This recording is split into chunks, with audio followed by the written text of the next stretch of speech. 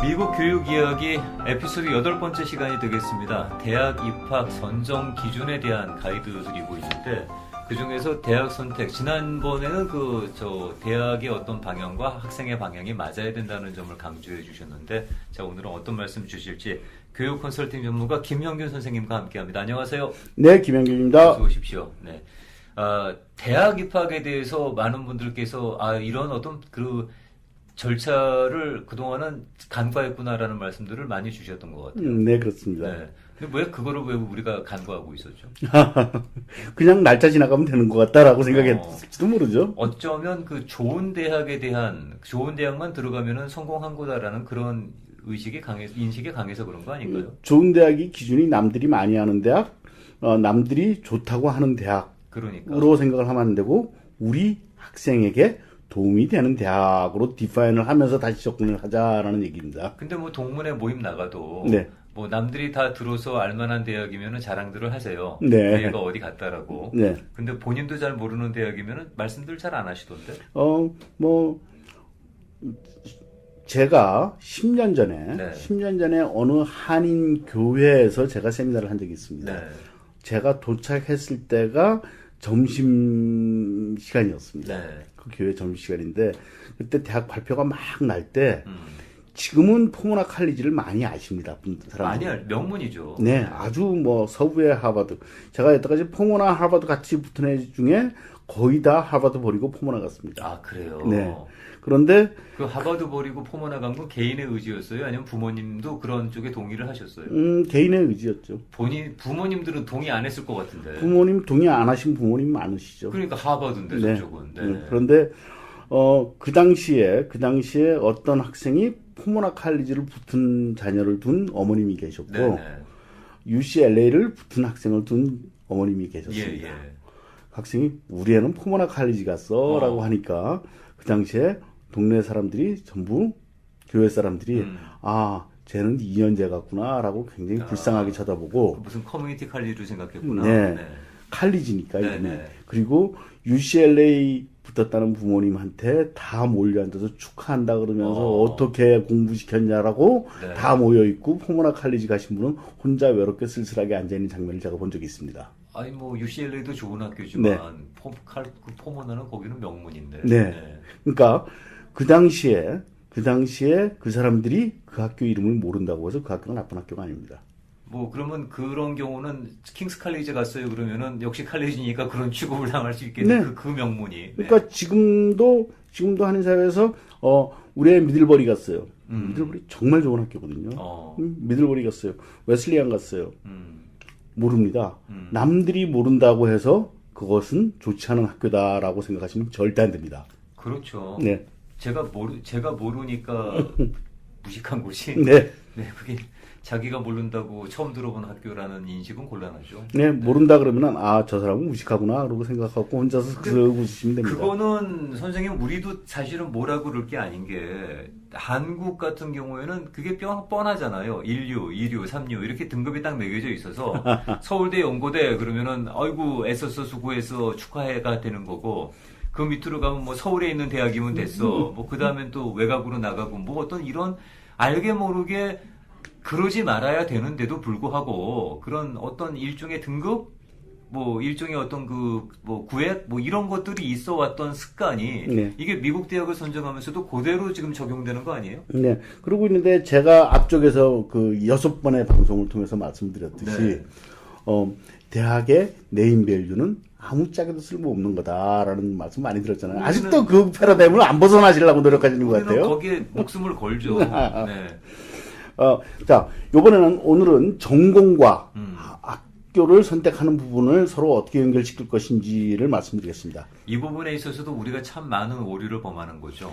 첫째, 가장 잘못된 방법을 먼저 말씀드리겠습니다. 네, 어떤 것이 가장 잘못된 방법입니까? 아직도 이런 방법을 적용시키시는 컨설턴트들도 있고 카운셀러들도 많이 있습니다. 먼저 학생을 데리고 적성 검사를 해봅니다. 네.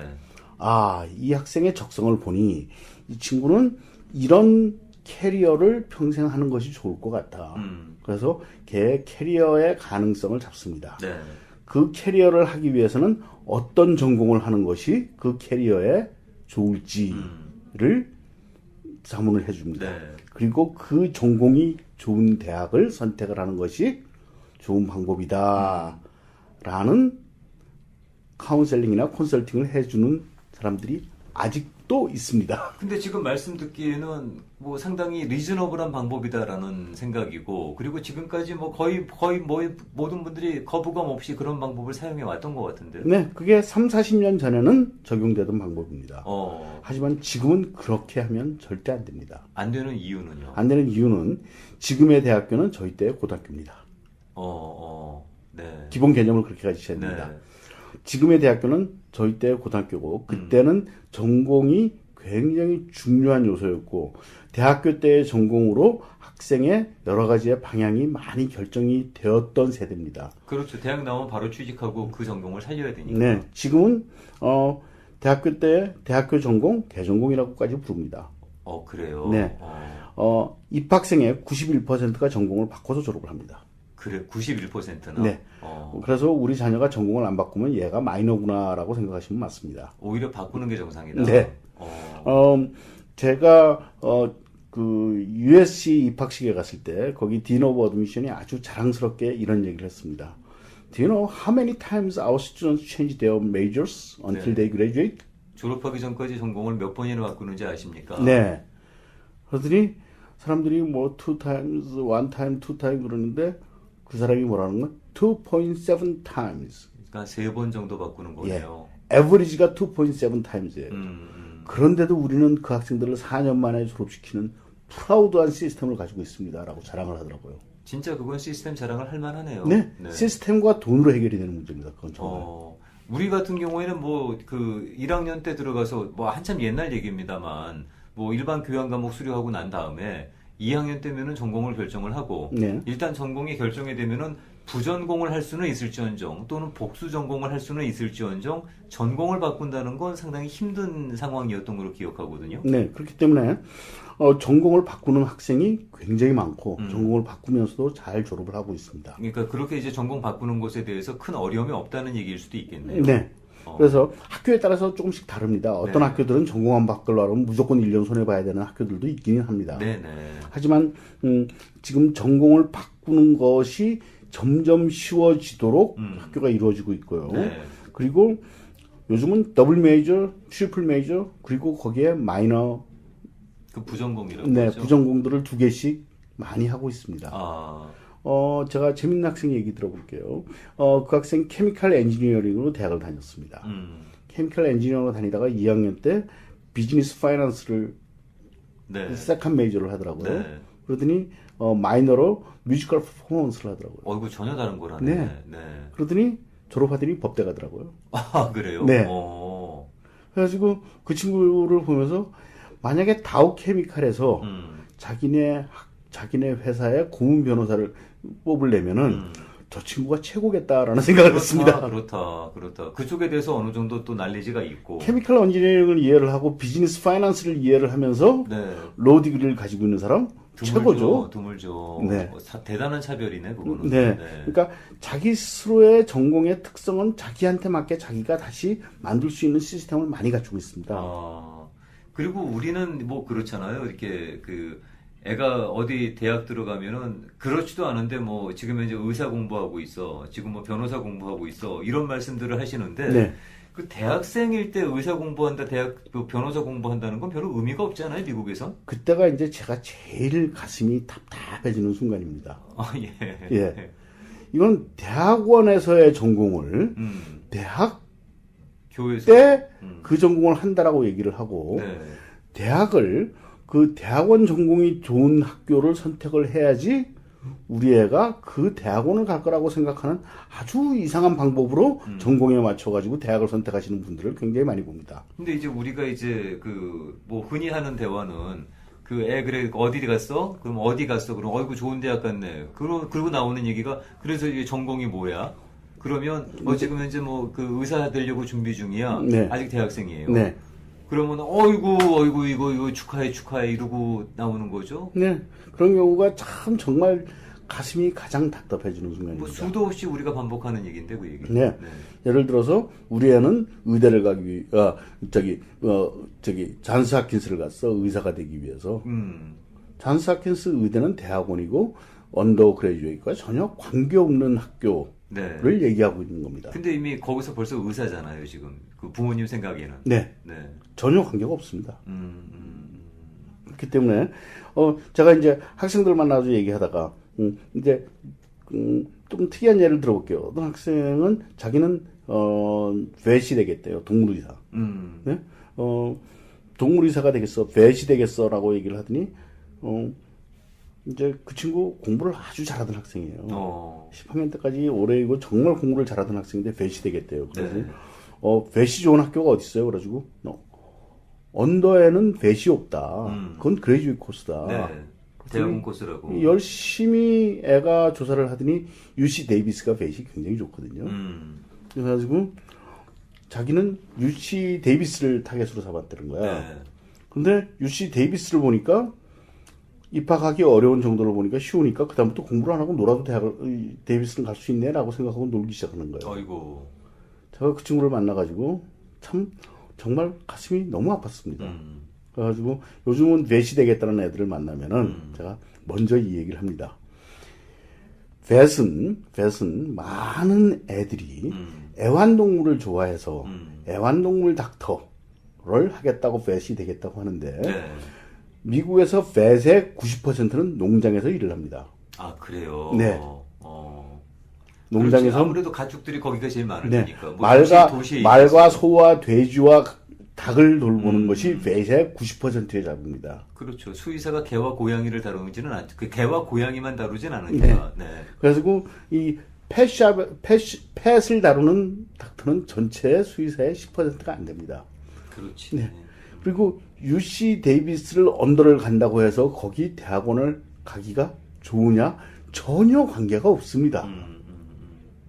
그래서 저는 vet이 될 거기 때문에요. 저는 UC 데이비스를 갈 거예요. 라고 하면은 참 누가 가르쳐 줬는지 참 잘못 가르쳐 줬다라는 억장이 무너지는 것 같은 순간이 옵니다. 제가.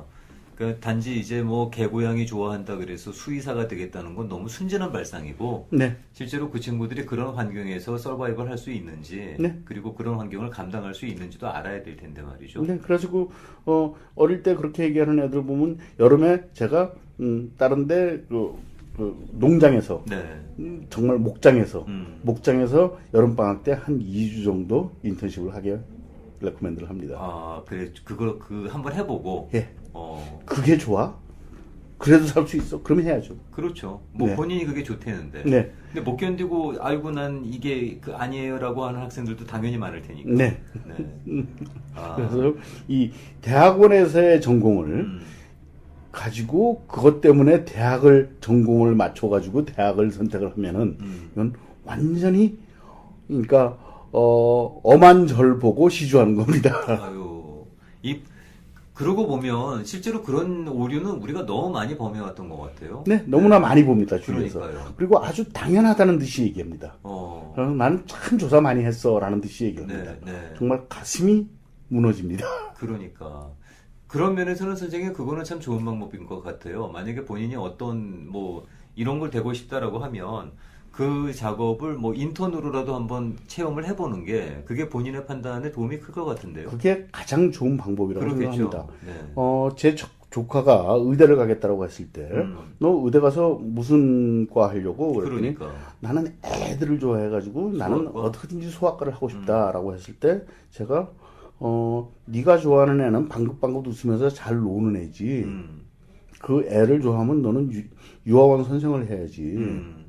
소아과 닥터는 하루 종일 우는 애들만 봐야 된다. 그렇죠. 아프니까 왔을 테니까. 병원에 와서 소아과 의사를 만나서 울지 않는 애를 저는 본 적이 없습니다. 당연히 아파서 왔겠고. 아파서 왔고 주사 맞으면 무조건 웁니다. 그러니까. 그래서 너는 평생 하루 종일 우는 애들을 만나면서 살아야 되는데 자신이 있느냐? 라고 해서 소아과에 쉐도잉을 한 달을 하고는 나 포기했어요. 그러더라고요. 해보더니 자기가 생각하는 거하고 현실하고는 괴리가 큰 거죠. 얘는 빵긋 웃는 애기를 좋아하는 애예요. 예? 그래가지고 유아 교육으로 바꿔가지고 아주 행복하게 살고 있습니다. 그 부모님께서는 선생님 원망하시겠네? 걔가 평생 불행한 것보다는 낫죠. 그렇죠, 그렇죠. 네. 설령 부모님께서 그런 점에서는 의사대들을 갖다가 유아교육 시켰다고 그러실지 모르지만 당사자가 설령 나중에 돼갖고는 그걸 후회하는 것보다 낫겠죠. 네, 그래서 그러니까 방긋방긋 우는 애가 아니라 우는 애를 사랑할 수 있는 자가 소아과 의사를 할 수 있는 겁니다. 근데 우는 애를 갖다가 사랑하기는 참 쉽지가 않은데. 우는 애를 그렇게 이뻐해주고 우는 애를 고쳐주는 것을 보람을 가지는 사람도 있습니다. 하긴요. 우리 소아과 박사님들이 다 그러실 거라고 생각을 합니다만, 그런 면에서는 자신의 전공을 결정하는 것도 참 여러 가지를 같이 고려를 해봐야 되는 문제네요. 네, 그래서 처음에 애들이 무슨 전공을 하겠다는 거를 저는 그렇다고 아무런 생각을 안 하는 것도 굉장히 나쁜 짓입니다. 그렇죠. 네. 그렇죠. 그래서 하지만 방향성을 잡아야 됩니다. 그렇죠. 방향을 잡아야죠. 예. 네. 방향성을 점점 좁혀나가고 해야 되는데 저는 학생들한테 너 그래 무슨 전공 하고 싶어? 10학년, 11학년, 12학년 정도 되면 이제 그 얘기를 합니다. 네. 그 전 애들은 그 얘기도 안 합니다. 그렇죠. 예. 무슨 전공 하고 싶어? 라고 물어보는데 무슨 전공 하고 싶어요? 라고 얘기를 하면 지난 4년간 변해왔던 히스토리를 얘기해봐 라고 얘기를 합니다. 뭐가 되고 싶었는데 그때는 뭐가 되고 싶었고 어떤 계기로 어떻게 바뀌었는지 네네. 히스토리를 쭉 듣습니다. 그 히스토리가 반복될 경우가 굉장히 많습니다. 아 그래요? 네. 그럼 거기서 어떤 개연성을 찾아내는 거네요. 네. 그래서 그 학생의 방향성은 어디로 가고 있는지를 봅니다. 그래가지고 그 방향성에 맞춰가지고 이제 쭉 보고 그다음에 이제 만약에 if I force you to choose two other majors, what majors can you choose? 라고 물어보시는군요. 예. 네. 그리고 이제 부모님들과도 대화를 해서 부모님이 생각하는 얘가 무엇을 했으면 좋겠다는 것도 좀 들어보고. 중요하죠, 그것도. 네. 그리고 고등학교 때까지 학생들이 가장 크게 범하는 우우 중에 하나가 자기가 잘하는 과목을 자기가 좋아하는 과목이라고 착각하고 있는 학생을 너무나 많이 만납니다. 저는 지금도 그렇게 착각해요. 내가 잘하는 게 내가 좋아하는 거라고 생각해요. 차이가 있나요? 전혀 다르죠. 그러니까 잘하는 것과 좋아하는 것을 구분을 해서 인지를 하고 자기가 좋아하는 것을 따라야 된다라고 저는 생각합니다. 잘하는 것보다? 네. 잘하는 거는 하다가 싫어지면 안 합니다. 하기 싫고 정말 힘듭니다. 힘들면은 못 합니다. 네. 그런데 좋아하는 거는 별로 잘하지 않더라도 평생 즐겁게 할 수 있습니다. 그래요. 무슨 말씀인지. 네. 제 굉장히 친한 친구 하나 얘기할게요. 이 친구가 공부를 굉장히 잘했습니다. 네. 그래서 의사가 돼가지고 의대를 가가지고 브레인 서전이 됐습니다. 브레인 서전이 됐습니다. 지금부터 한 10년 조금 전에 그 친구가 그 당시 연봉을 $500,000 이상은 받은 것 같아요. 아무래도 뇌수술하시는 $500,000에서 거의 $1 million 정도의 연봉을 받았었는데 어느 날 갑자기 그만두고 가서 히스토리 PhD를 해서 지금 저 시골에 있는 조그만 학교에 프로페서를 하고 있습니다. 그분은 왜 그렇게 하셨대요? 그 친구가 그 프로페서를 하면서 지금 한 5만 불 받나? 그러니까 그때에 비하면 뭐 한 10분의 1로 뚝 떨어진 거 아니겠어요? 10분의 1 이상 떨어졌죠. 그렇겠죠. 네. 뭐 100만 불이었으면 한 20분의 1까지도 떨어진 거죠. 네. 그 친구 내가 왜 45살 때까지 그렇게 불행하게 살았는지 모르겠다라고 얘기를 합니다. 자기가 좋아하는 걸 해야 됩니다. 그 사람이 그 친구가 뛰어난 히스토리 프로페서냐 아닙니다. 하지만 히스토리를 좋아하는 사람입니다. 뛰어난 브레인 서전이었느냐? 네, 미국에서 최고의 브레인 서전 소리를 들었던 사람입니다. 자기가 좋아하는 걸 하면은 행복합니다. 잘하는 걸 하면은 너무 불행하다고 생각하는 경우도 많이 있습니다. 그렇군요. 좀 익스트림 케이스이긴 하지만 그래서 학생들의 잘하는 것이 꼭 좋아하는 것이 아니다라는 것은 옆에서 구분을 좀 해주실 필요가 있습니다. 저는 모든 걸 이렇게 여자분하고 관여해서 비유를 하는 거를 갖다가 좋아하는데 이게 부모님이 정해주신 모든 조건이 완벽한 아가씨냐 아니면 내가 좋아하는 아가씨냐 갑자기 그런 생각이 드나요? 그러세요? 저는 저를 좋아하는 아가씨냐가 가장 중요한데요. 아, 그래. 그게 더 가깝네. 사랑의 가장 중요한 조건은 나를 좋아하느냐 아닙니까? 나를 좋아하는 아가씨냐, 내가 좋아하는 아가씨냐, 진짜 그게 또 그럴 수가 있겠네. 네. 아무튼 좋아하는 것보다 잘하는 것이 뭔지를 본인이 또 알아야 되는 것도 중요한 거 아니겠습니까? 네. 그래서 각 클래스들에 대해서 지난 학기 저는 성적표를 보면서 이 클래스 어땠어? 이 클래스에서 뭐하고 놀았어? 재밌었어? 라는 것들을 이제 좀 물어봅니다. 그러면서 애들의 전공을 좀 파악을 해보려고 하죠. 자, 이 대학 선택의 과정에서 전공과 대학의 선택에 대해서 함께 말씀을 나눠봤습니다. 도움이 되셨는지 모르겠고요. 혹시라도 이런 문제에 대해서 궁금하신 점 옆에서 제가 여쭤보고 있습니다만 제가 또 부족해서 놓치고 가는 부분들, 이런 것들 좀 알았으면 좋겠다, 다뤄줬으면 좋겠다는 부분들 댓글로 올려주시면 저희가 바로 또 반영해서 함께 말씀 나누는 시간 준비하도록 하겠습니다. 오늘도 교육 컨설팅 전문가 김형규 선생님과 함께 했습니다. 다음 주에도 뵙고 말씀 나눕니다. 고맙습니다. 네, 감사합니다.